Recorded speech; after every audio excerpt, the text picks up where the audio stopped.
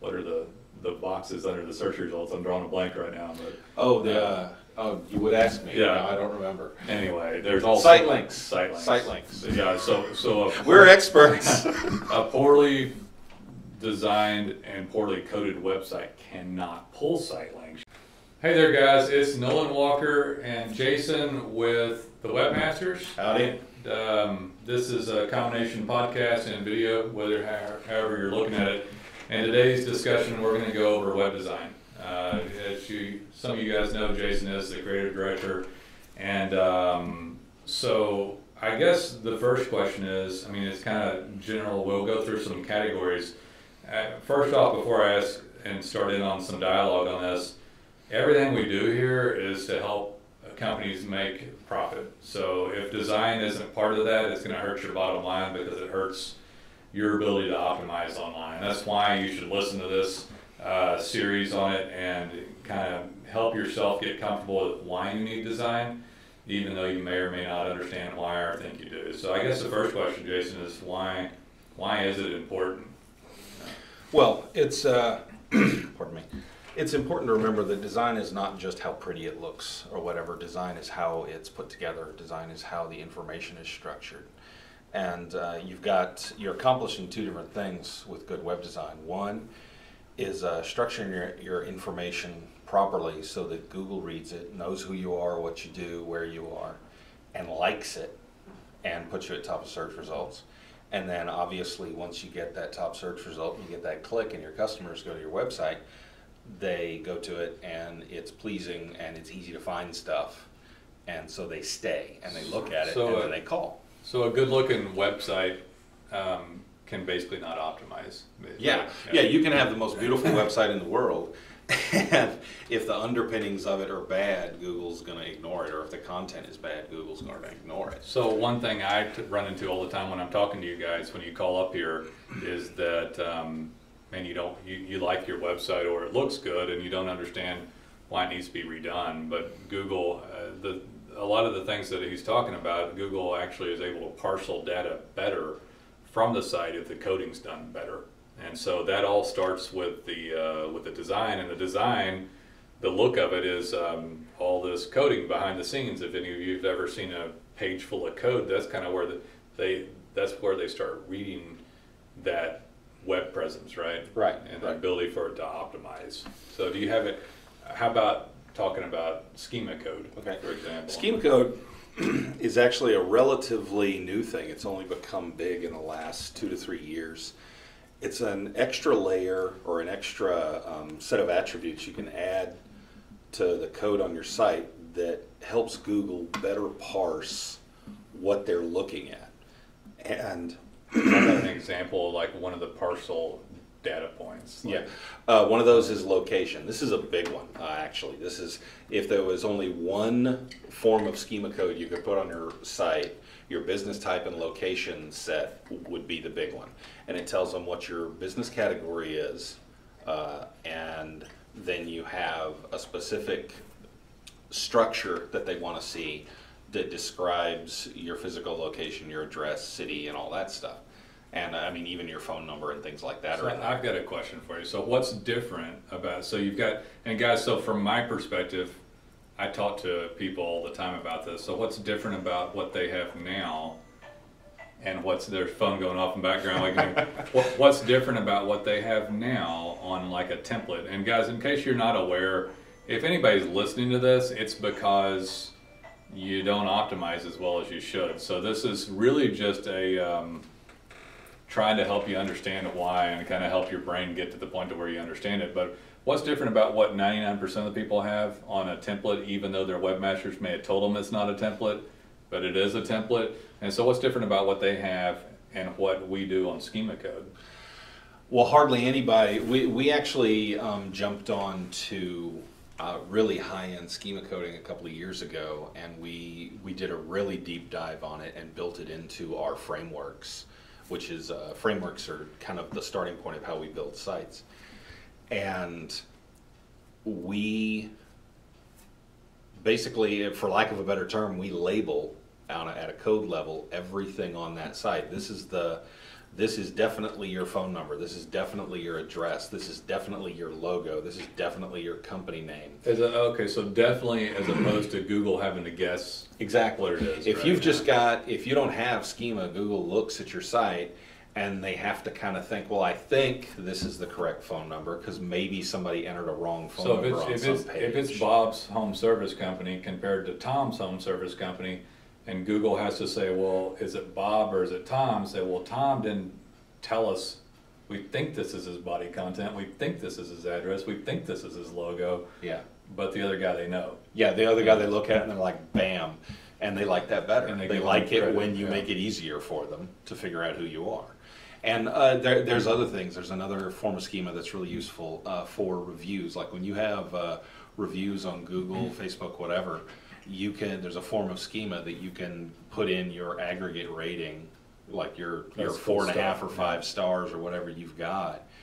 And if you've ever looked at a Google search result, you probably saw some of the people near the top. You would have their name, a link to their site in the Google search result, and then there would be reviews, and there would be, 4 yellow stars there. So let me interject here because I explain this to people all the time. So if you type your name in a search engine or your company name and the city, you'll see all the stuff about you pop up, your Google Knowledge Graph, your website, you'll see your Facebook and Yelp and all and BBB and all this.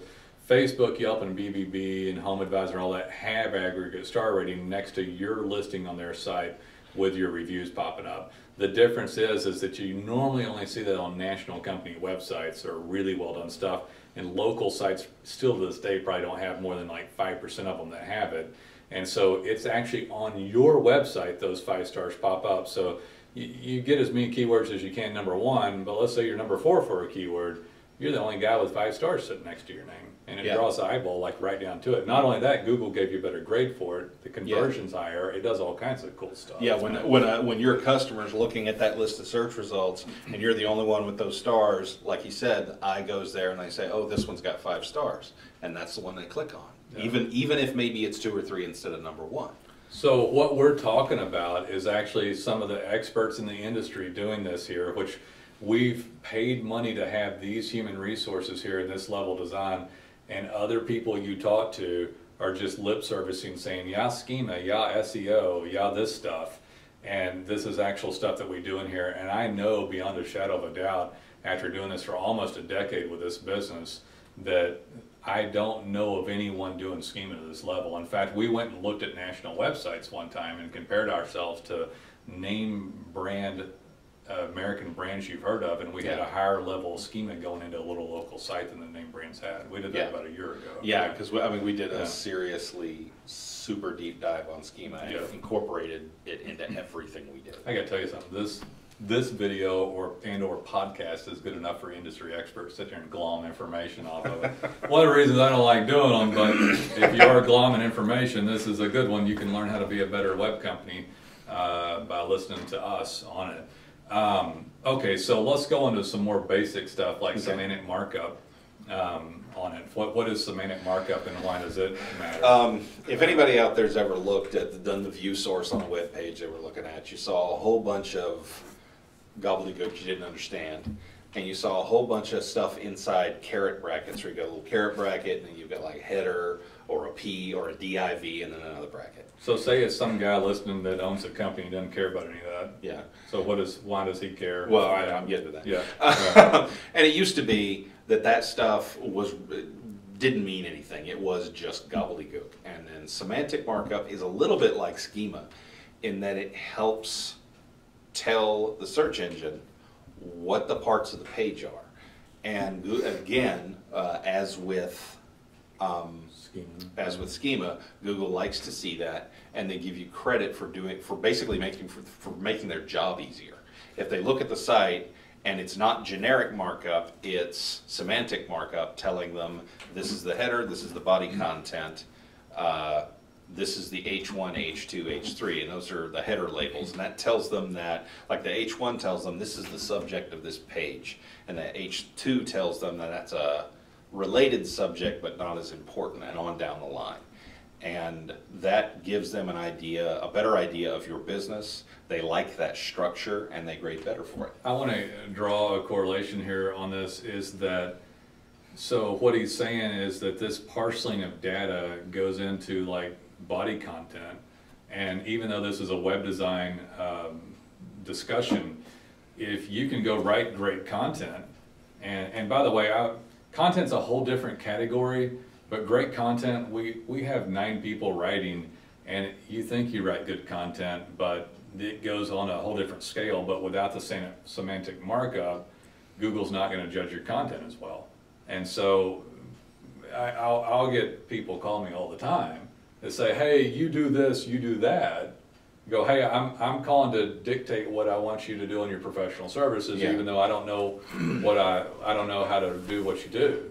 So just, Nolan, just blog or just write content and get me up to the top of search rankings, and I'll do SEO on my site. Yeah, do SEO, and I'll be like, and so I realize immediately that I have someone that's not listening to me, and I'm like, this is going to be difficult to get them to where they need to go because they called the professional not being the professional and telling us what to do. Yeah. And then this is why I'll hesitate and go, well, Bob, we can't just write content and get you to the top of search rankings. And then they'll say why, and it's because all this stuff behind it. I wish that I could have people watch this before we talk to them, so they can go, okay, I believe in proper coding, Nolan. Yeah. I believe in proper web design. You know, it's not web design people is completely misunderstood. So, and I, you know, can we talk about clean coding? Yeah. Like so. This actually follows right on. It follows right into it. Let me say something. When I'm on the phone, because I'm not a designer, a web designer. Jason's been designing websites since you could actually design a website, and so I haven't done that, and I can't design a website. So if I'm on the phone with a client and this happens, they're like, Nolan, I love my website. I just paid $1,500 for it. $5,000 for it. I've had people pay $30,000 for their website, and they'll say, well, listen, sir, we charge a monthly fee. We can actually get you set up and running with most cases without even charging you for the design. I can't do the work. We won't do the work without the design, and we won't because of this, because it won't work. And I'll send that client while I'm on the phone over to Jason and say, hey, please tell me what's wrong with the site so I can explain it to the client, and then he'll go through it and clean coding and some of these other items that we just talked about. Clean code comes up every time. Comes up every time. So please explain clean coding and on a template. Clean code is kind of what it sounds like. It means that you don't have a lot of extraneous garbage that clutters it up. And there's 2 reasons it's bad, or to not have clean code. One is that when there's extraneous code in there, it makes it more difficult for the search engine to figure out what's what and to figure out who and what you are, and that gets you a lower grade in ranking. And the other thing is if you have a ton of garbage code in there, you end up with a larger site in terms of download, and download speed is also a big factor. So these 2 things work together, and stringy code, or so what we call spaghetti code, just doesn't optimize as well. And especially when you're talking about using, as Nolan was about to say, templates, downloadable templates that are free or you only paid $60 for. Or the web company you paid $3,500 or $5,000 paid $60. Yeah, they paid $60 for it, and then just had a guy go in and customize some colors or whatever. Customize, right? Like customize. The templates like that are almost always about 5 years behind the sort of current standards for code, and so they'll have tons of extraneous stuff that doesn't need to be there in order to make that little widget in the corner that you like so much that pops up and tells people to call or whatever. That looks great, and maybe it works a little bit, but I guarantee that there's a cleaner and better way to do the same thing. And they're using some template or some code library that's 5, or I've seen stuff, Nolan has sent me sites to look at that I'm looking at, I'm like, this code is 10 years out of date. This is horrible. This isn't working for anybody. And we clean it up and we get rid of the stuff you don't need, and that's one of the big things. design as a discipline outside of web design, one of the big things is cut away anything that's unnecessary and doesn't have a function. And with web design, we do that in a vicious fashion, and anything that doesn't have a purpose needs to go. So, all right, so, and again, guys, Google grades this stuff, and so if it's dirty code, which is indicative too of it'll have poor schema, poor semantic markup, that'll all just run along with that. So if you've got that, and the code gets dirty too, Jason told me one time, because the freelancers that make the websites will use derivative versions of it over and over again, just leave all the junk in from the other one they did. Right? Yeah, they'll come in and you had your website done by a guy and you paid him $5,000 and then he disappeared off the face of the earth and you needed it updated, and the new guy and you got a new guy to come in and you didn't want to redo the website because you liked it, so you had a new guy come in and he dug into it and he added his own stuff on, but he didn't like the stuff the other guy did, but he left some of it there, and it just becomes, I mean, I've looked at this stuff and it's really obvious that there's like been 3 or 4 different successive people that have bolted weird crap onto it, and it barely functions. I mean, that too, I was talking about like the people who produce the templates.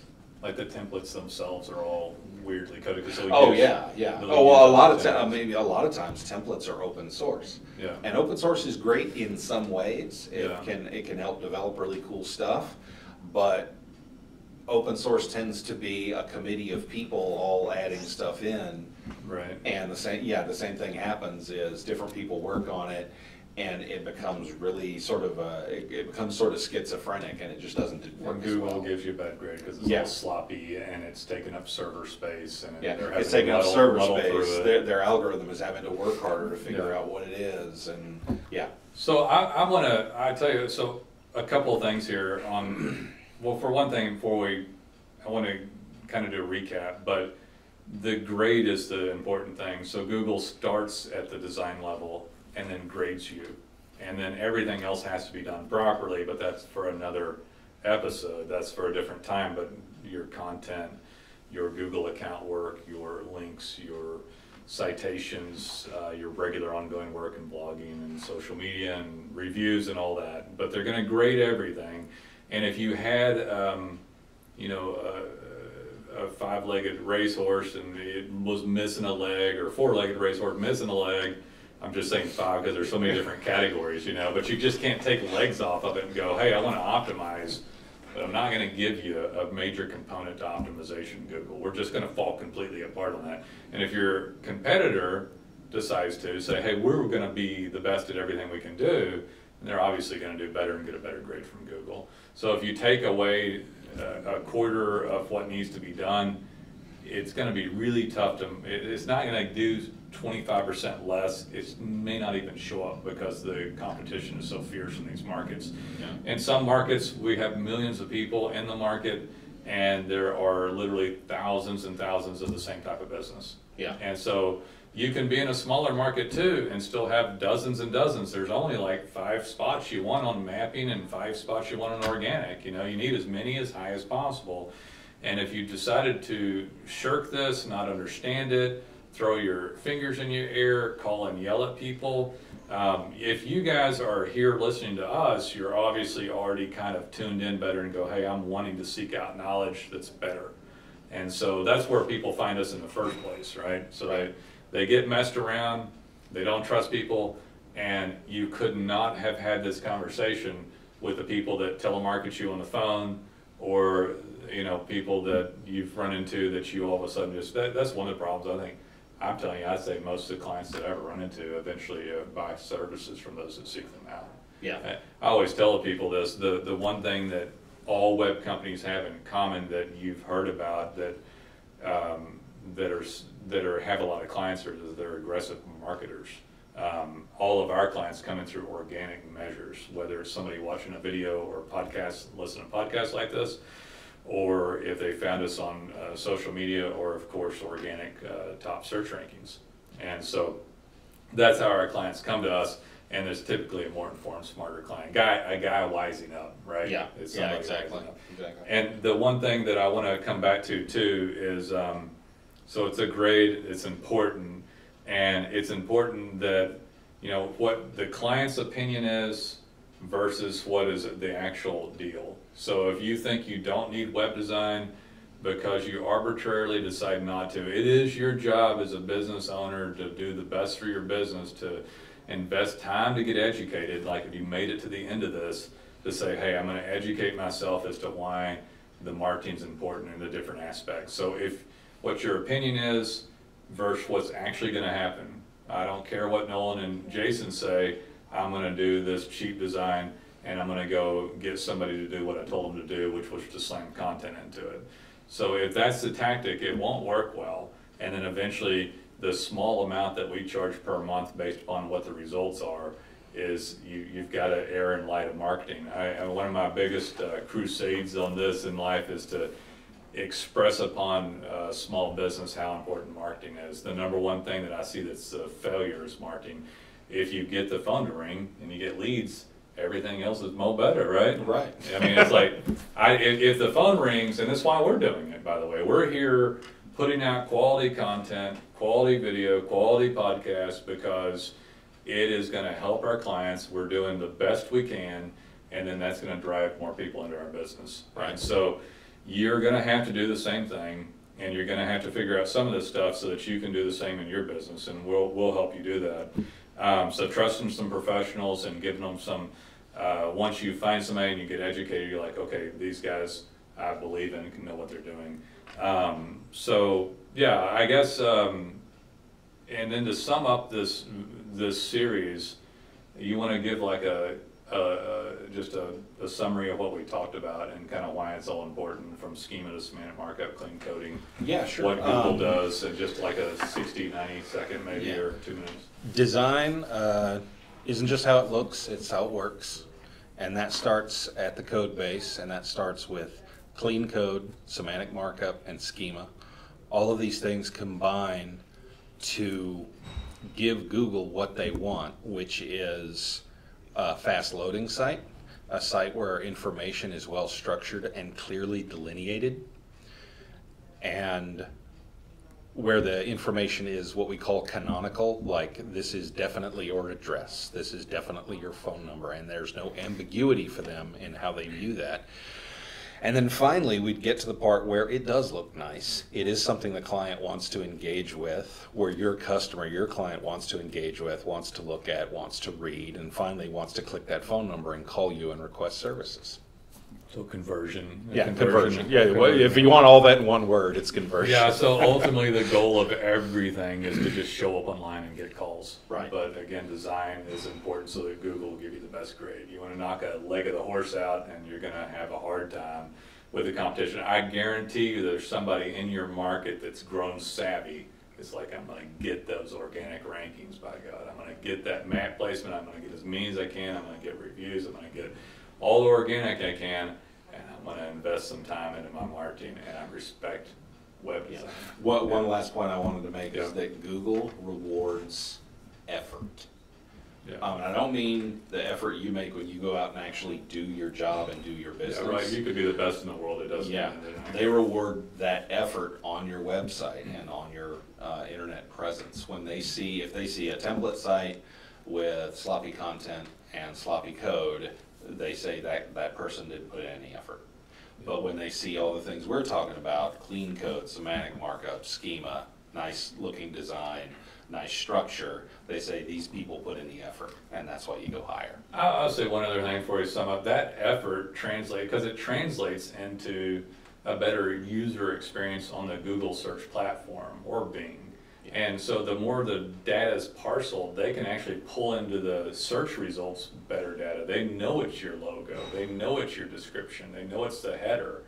And the better it's parceled too, it's kind of like hanging out with human beings. You know, based upon certain criteria, that you're with a better, smarter group of people. Yeah. So as that company took the time to parcel this data out, by nature, I'm sure the algorithm has a percentage of trust that it goes up by. The chances of trusting that data are probably improved, right? Right, absolutely. So that, and then not only do they trust it, but then once the data is parceled in that way, they can pull it into the search algorithm. Your your description's better in the search results, your title's better, the words that they choose to show, they might be able to pull a picture up when they couldn't before. What are the boxes under the search results? I'm drawing a blank right now. But you would ask me. Yeah, no, I don't remember. Anyway, there's all site links. Site links. Site links. Yeah. So we're experts. A poorly designed and poorly coded website cannot pull site links. You're like, oh, how do all those boxes pull up other organic search results? So somebody gave Google what they wanted and told them this is the information and told them what it was and how to use it. How did they get 5-star show? So I mean, we could, if you go into every little detail, which is a little motto I like to have, is every little detail of every little thing, because it does determine how well you do in your company, how well you get optimized, how well you do in life. Google grades that stuff and brings it up into their search rankings, and we could go into all those little details, but this is a really great overview. I'm pretty happy with this little video here and podcast. So we hope to hear from you, and I hope you listen to some more, take a look around the site, depending on where you found this, and listen to some more good stuff, and give us a call someday so that we can help you out. Cool. Check you later. Bye-bye.